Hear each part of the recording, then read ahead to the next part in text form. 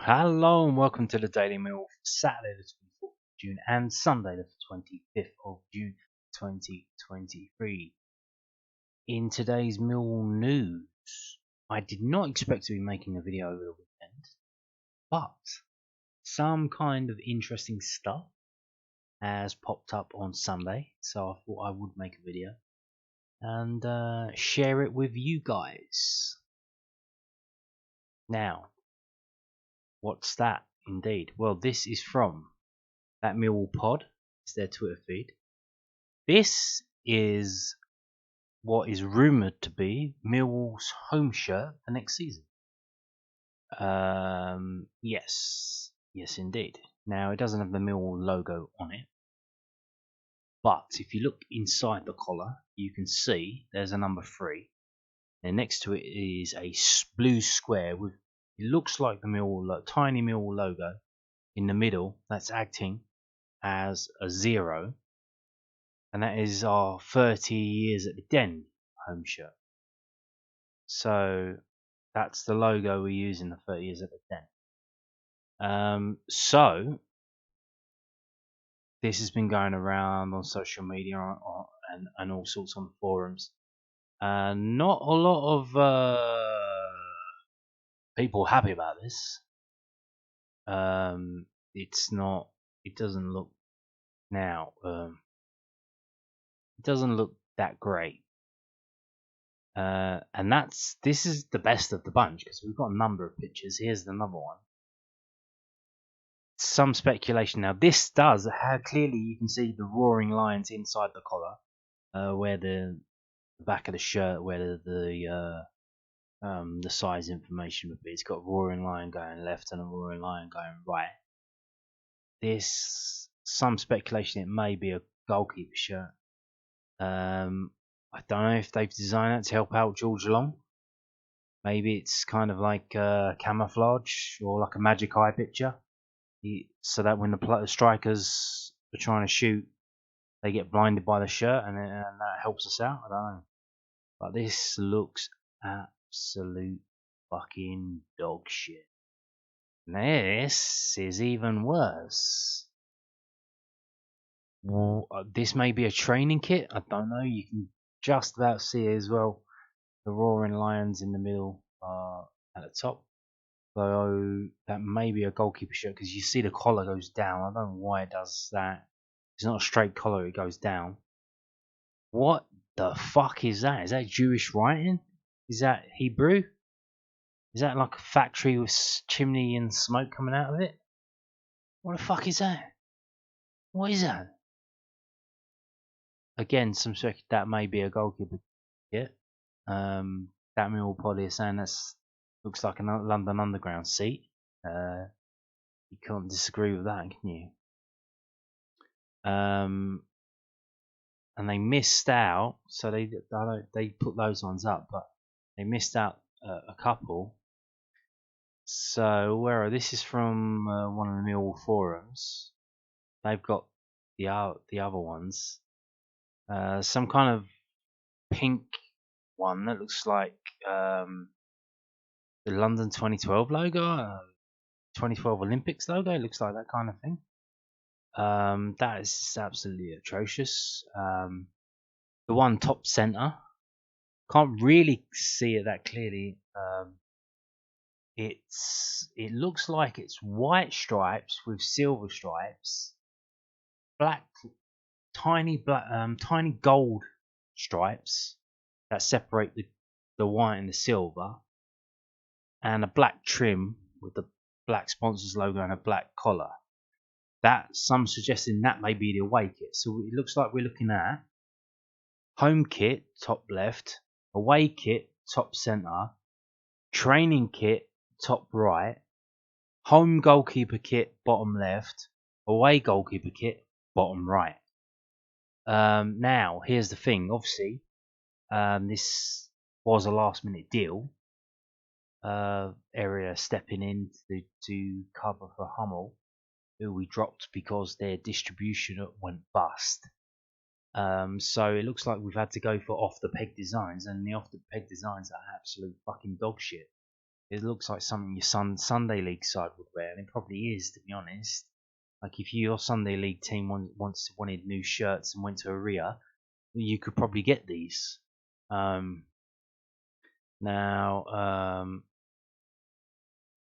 I think these are the kids, to be honest, yeah.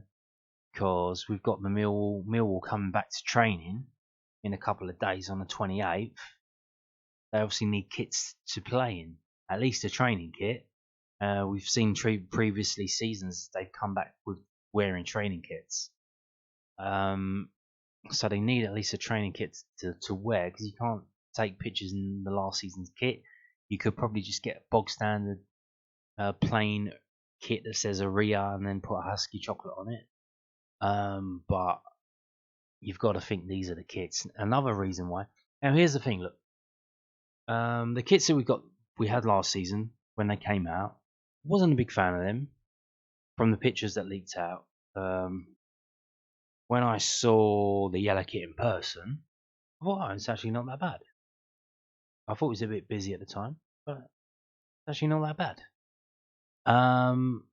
Obviously these are photos that look like they've been taken on someone's phone. They're not professional grade photos. Tonksy didn't take these, so you've got to bear that in mind. If we do get decent photographs of them, they might look better. If we get to see them in person, if you go down a club shop and they're in the window or they're on sale, they might look a bit better. You might, it's not that bad. But judging them by looking at these pictures, it's not the best, is it? Another reason why this might be the kit. So this is from Mill's Twitter. They got new graphics this season. They switched the graphics up.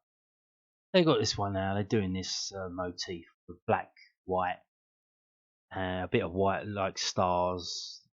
What do you call that? Paint splatter or whatever. And then in the bottom left corner, what have you got? You've got it fades into sky blue thin stripes in a repeating pattern. Which, look at it there, and then look at it on this one. That's the same pattern, isn't it? Is that not the same design? Dark at the top, and then changing into sky blue stripes. So that seems to be the club are using the design graphically in something else. So this looks like it's going to be our home kit next season. What do you think? Do you care? I guess, do you buy kits? I buy kits, but I don't really wear them. I wear them to doss around in the house, kind of like indoor pajamas, but I don't really wear them out. So yeah, I don't know, but not many people are happy with those designs that we've seen now. So there you go. I thought I'd share that with you, because that's coming out.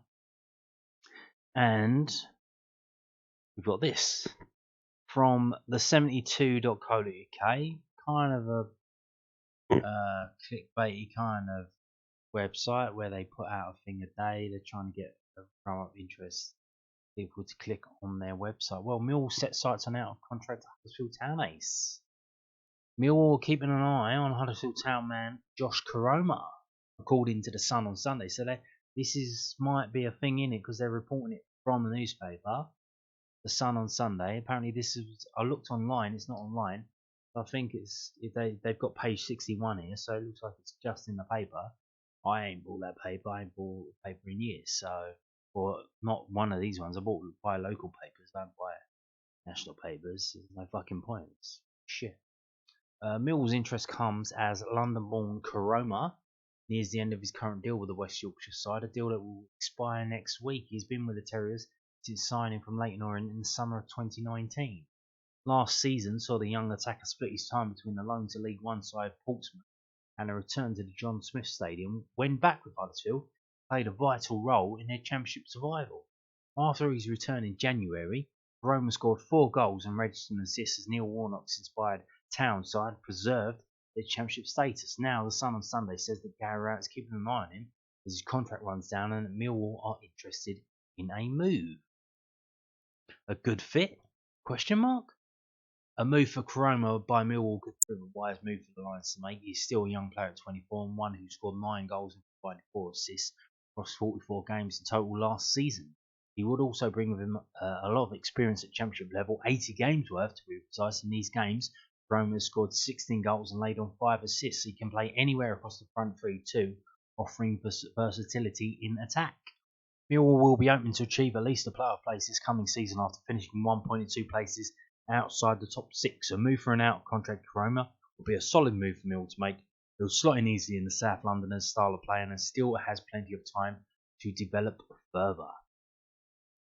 Indeed, indeed. And if we have a quick look at the numbers for the guy, he seems to have something about him.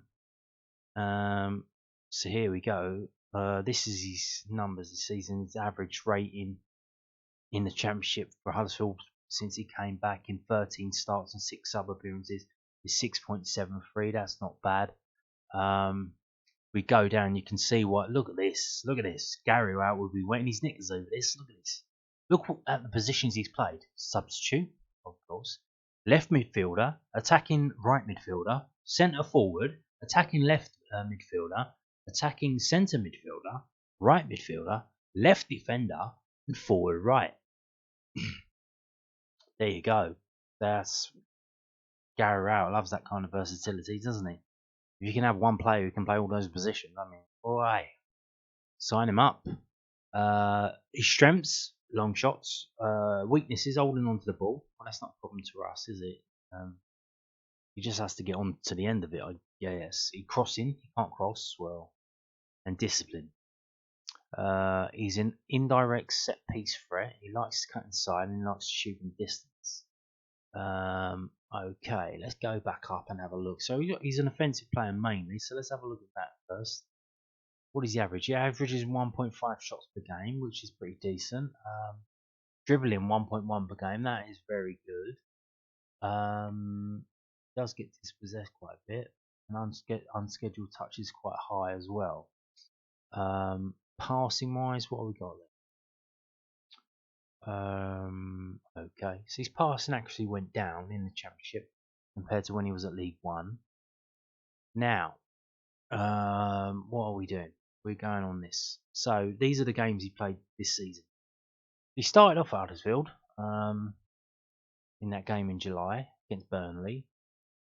He played 56 minutes, then he played a minute in the next game, then played 55 minutes, then a minute in the game after that. Kind of weird, kind of like a set pattern, kind of weird. That was under the old manager, and then he went on loan to Plymouth. Again, he's not really playing. He's playing bit part really. He doesn't have his first 90 minutes of the season until October in Portsmouth one, Shrewsbury one. And then he plays 3 90 minutes in a row. One of them is in the FA Cup against Huddersfield. So you would think, oh, not much here, bit bog standard. Like nothing special really. But then Neil Warnock becomes manager of Huddersfield Town, and he brings the guy back. He brings the lad back, and you know Neil Warnock, his man management style.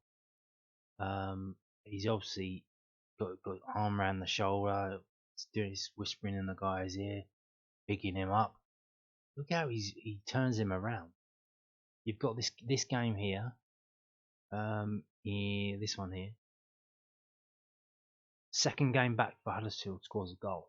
He only plays 11 minutes. Got 7.21 rating. And as he goes on and on and on, he's actually playing for Huddersfield and plays a number of 90-minute games. And some just under that. He starts scoring, gets an assist, and it hits a crescendo at the end of the season in a game against Reading at home. 2-0 win for Huddersfield. He scores a goal, gets man of the match, 8.17 rating. He's highest of the season. So you would think, looking at him earlier in the season compared to here now, can Gary Rowett get the same response out of it? Oh, I know Neil Warnock's staying on at Huddersfield. I don't know if it is down to him that Josh Koroma turned himself around, but I think maybe he should sign back on with Neil Warnock one more year. But apparently he let his contract run down. Maybe he wants to come back down south. So that's probably why we are in the frame. Depends which one we get. If we get the one that played at the end of the season for Huddersfield, he seems like a very good player. If we get that one up here, then probably not. But hey ho. So yeah, there you go. Seems to be maybe a confidence player. Maybe that's the situation. But yeah, not a bad signing. Not a bad signing. But we'll see. Now signing. Can we sign him? Is he a replacement for Tyler Burey, or Tyler Burey might not be going anywhere? This is also from the 72.co.uk, and this is also from the Sun on Sunday. Millwall forward stance on potential League One move emerges after reports of accepted bid. Apparently he's not too keen. Millwall forward Tyler Burey isn't keen on dropping into League One, and amid rumours over a move to Oxford United, the Sun on Sunday, page 61 again, has revealed. Burey found game time hard to come by over the 22-23 campaign. He was on the fringes of Garrett's starting 11, mainly finding minutes off the bench before being cast to the sidelines through injury. Overall, he played 26 times across all competitions, managing 1 goal and 1 assist in the process. In recent weeks, rumours have circulated of a potential exit too. South London press revealed Mill had accepted a League One bid for forward, while Alan Nixall reported on Patreon that Oxford United were closing in on him. Now, though, a new update has emerged from the Sun on Sunday, denting the users' hopes. It is said that a fee is in place to send Burey to the Kassam Stadium, and the player isn't keen on dropping to League One. A good move, while Burey seemingly has reservations over dropping to League One with Oxford United, a switch to the third tier could be beneficial for the forward. He's not been able to nail down a starting spot with Millwall yet, and while there have been promising moments for him in the Championship, Burey still looks like a raw talent in need of some polishing. His speed and physicality combined with his directness and versatility could make him a very valuable player at the end in years to come. But with Oxford, he would likely find regular starting football. That could be most important for his development as he looks to come good on his high potential. Liam Manning and Oxford will be hoping to embark on a far better season next time around. Having Burey on board would be a boost to the hopes of pushing up the league table once again. Yeah. Maybe he's just not keen on moving to Oxford. Maybe he's been down there, seen the training ground, seen the stadium. Maybe he's not too keen on doing that. But I would say he hasn't proven himself in the Championship yet. He's had moments, but he hasn't proven himself. So he did prove himself in League Two. He was a star in League Two. He went to Hartlepool and just absolutely bossed games. Was absolutely brilliant. And I think he needs to do that in League One now. Now, if he doesn't go on a transfer, if he stays at Millwall, I think some kind of probably loan order, a loan to League One, and then we'll see where we stand then. Maybe a loan to Oxford, maybe if he's not too keen. Like, it's a big move, isn't it? Like jumping in with 2 feet, and you go in there and you're like, okay, this is it now. Maybe we loan him to Oxford until January with like the deal in line, and they can just rubber stamp it in January if both sides agree. I don't know. That might be a situation to consider. So a loan with with terms agreed, which can be actioned in January. But yeah, there you go. So we'll see about that. It's Tyler Burey not going. Not going, it seems. Now, moving on to this from the Daily Record.co.uk. That's, if you don't know, that's a Scottish newspaper, by the way. A Scottish newspaper. Why Kevin Nisbet's Hibs injury hell was a blessing in disguise, as he promises Millwall he's ready to go. Nisbet finally sealed a move south of the border, and he wants to bang in the goals to force a Euro 2024 starting berth. Up until now, he's been a bit part player for Scotland, but Kevin Nisbet hopes a move to Millwall can help him become the country's best striker by the time Euro 2024 comes around. Most of the 26-year-old's 10 caps have come from Steve Clarke's bench. At Hampden in midweek, it was a late replacement for Lyndon Dykes. They beat Georgia 2-0 on the road to Germany next summer. As well as the QPR frontman, Nisbet has Southampton's Che Adams to get past as well if he wants to be Scotland's number 9, but the forward who's just left Hibs for the new Den in a $2 million deal believes he's on the right track. Well, yeah. So you got Dykes at QPR, so that's in the Championship. You've got Che Adams at Southampton, who are now in the Championship. And then you've got Kevin Nisbet, who is now in the Championship as well.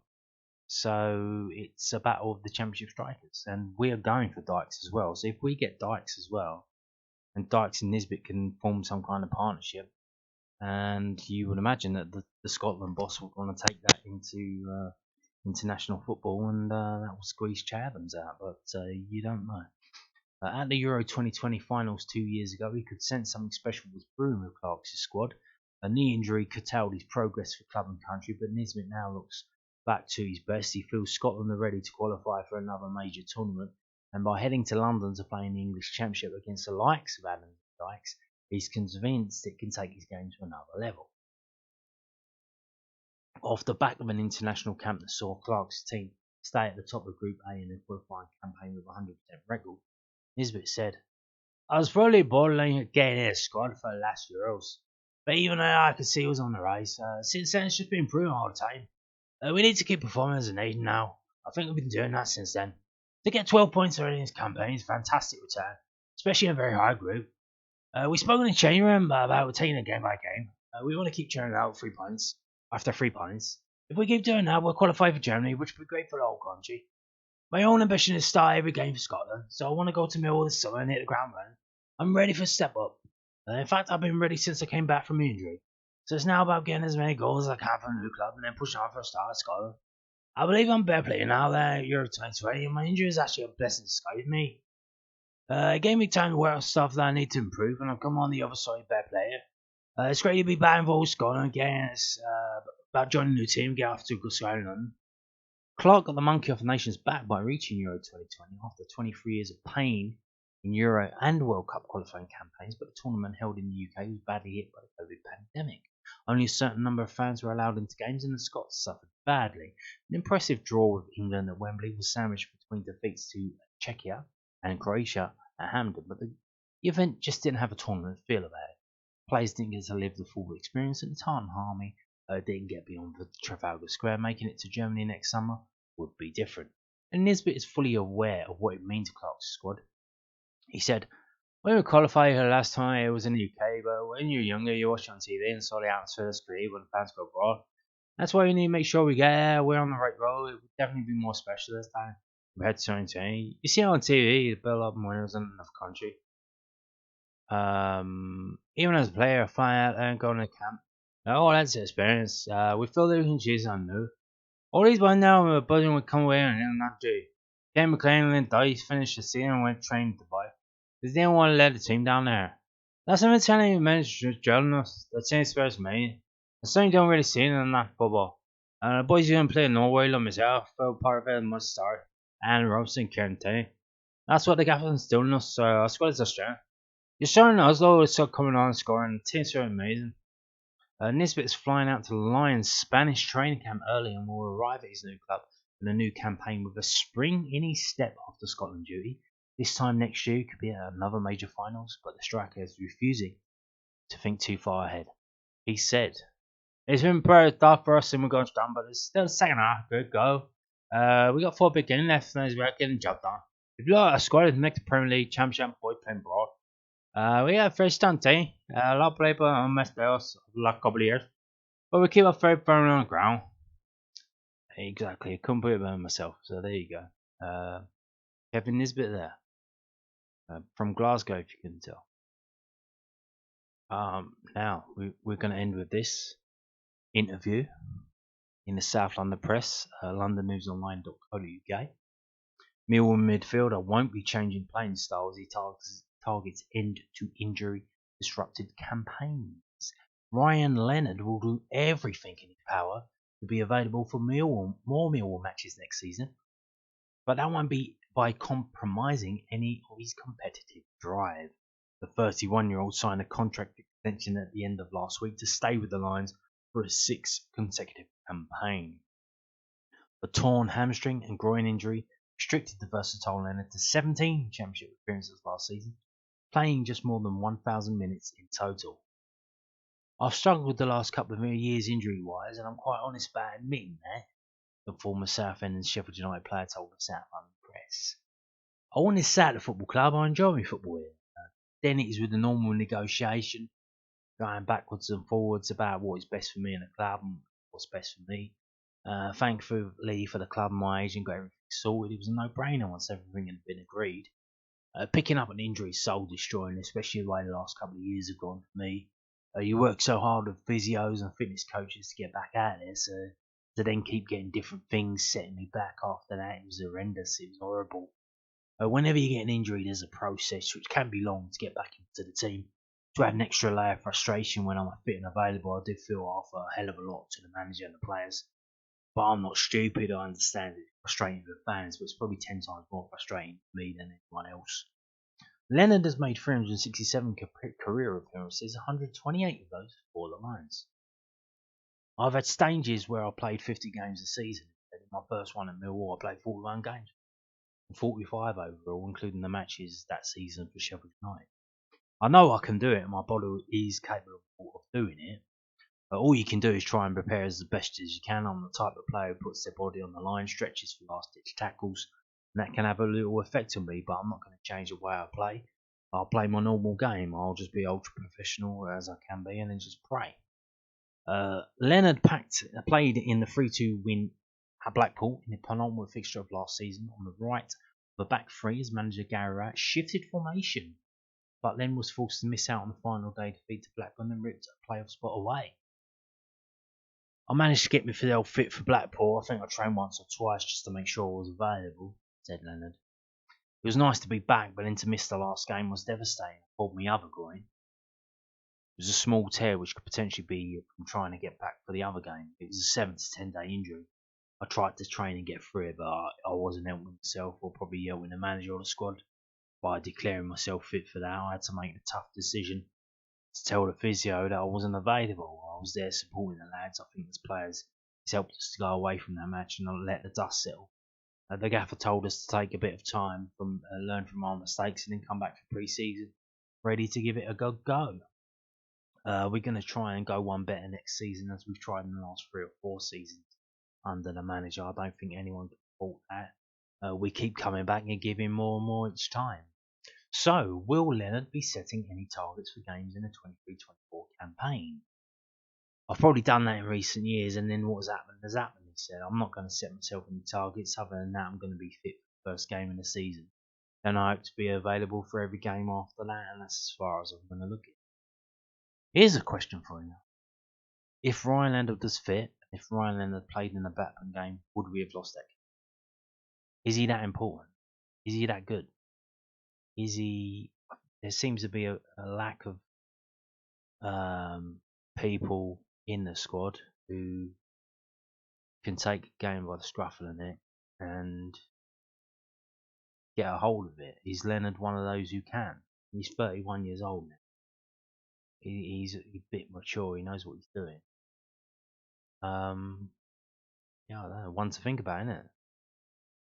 If he had played in that game, would we have won against Blackburn? I don't know. We were winning. Just needed someone to chill the fuck out and stop us from losing. But there you go. Interview there with Ryan Leonard. And on that note, thank you for watching and